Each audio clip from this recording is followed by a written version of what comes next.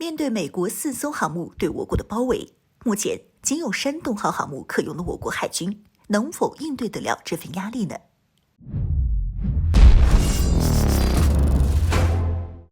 ？Hello， 各位老铁，大家好，欢迎收看本期迷彩虎，我是虎妞。在月初的时候，大家都在讨论台当局领导人蔡英文到底会不会在经过美国的时候与麦卡锡会面。我国对此也多次进行了警告。后来，美国官方宣称并不会安排任何的官员和蔡英文会面。大家以为这事儿就这么结束了，但没想到的是，在蔡英文抵达美国之时，美国又突然宣布安排麦卡锡与蔡英文会面，让大家再一次见识到了美国的言而无信。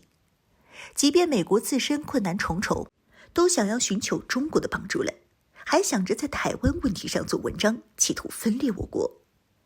虽说美国一向都是言而无信，做出的承诺完全不靠谱，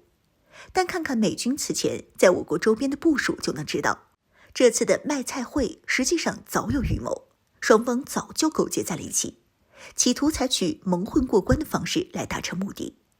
在上月时，辽宁舰已经进入船厂进行中期维修，没个1年半载的出不来。因此在这段时间，我国只有1艘山东舰航母能够动用。与此同时，美军在我国周边进行了大量的军事部署，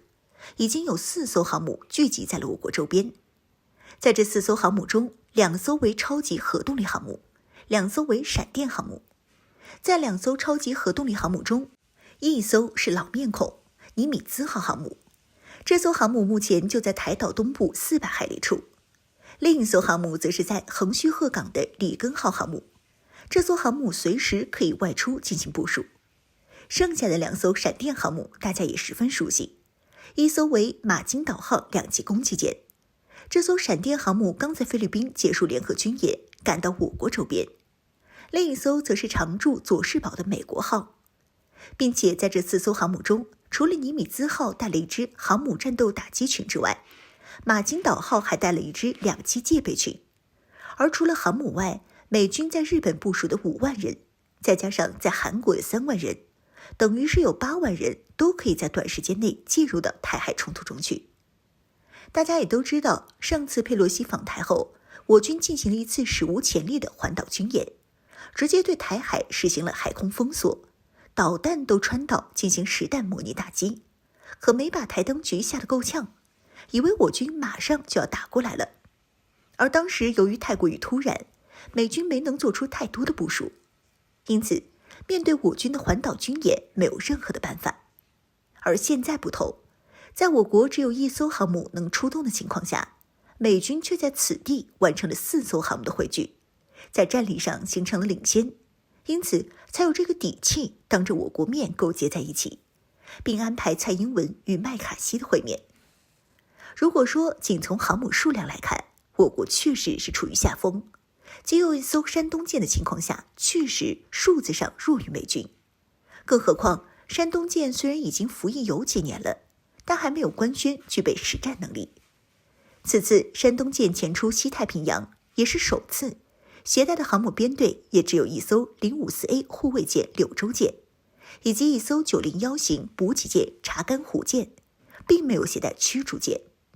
少了055以及052D 的参与。山东舰航母编队的火力下降了好几个档次，但要论起整体火力来看，仅有1艘054A 护卫舰以及901补给舰跟随的山东舰，绝对是要比美军的4艘航母要强大的。虽然山东舰无论是吨位还是舰载机都不如美军航母，但是在山东舰背后站着的可是整个祖国。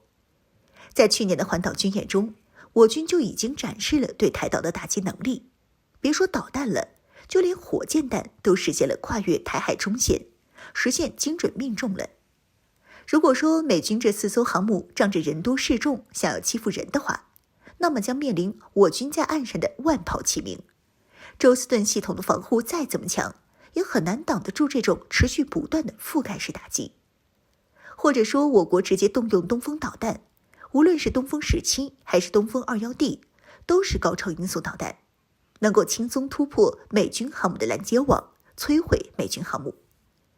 也正是因为这样，即便是我国只有一艘航母山东舰，美军也不敢轻举妄动。像这次山东舰在台湾南部鹅銮鼻以东约200海里，美军尼米兹号在台湾东部400海里，二者间的距离仅为200海里。这个距离已经进入了双方航母的警戒区以及舰载机打击范围，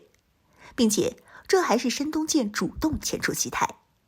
这意味着山东舰一艘航母面对美军4艘航母依然无所畏惧，想去哪里就去哪里。不就是因为有着祖国这个强大的后盾为山东舰提供支持吗？